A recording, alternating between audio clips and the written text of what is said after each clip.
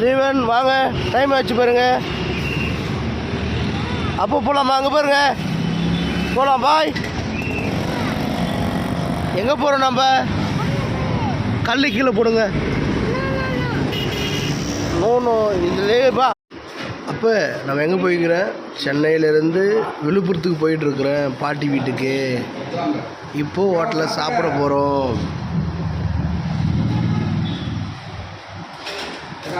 ஏன்பா அதுக்குள்ளே தூங்கிட்ட? சாப்பாடு பார்த்துன்னு தூக்கம் வந்துச்சோ? சாப்பாடு டேஸ்ட்டாக இருக்குன்னு சொல்கிறாங்கப்பா. டேஸ்ட் பண்ணி பார்த்து சொல்லலாம். நான் ஃப்ரெண்ட்ஸ்,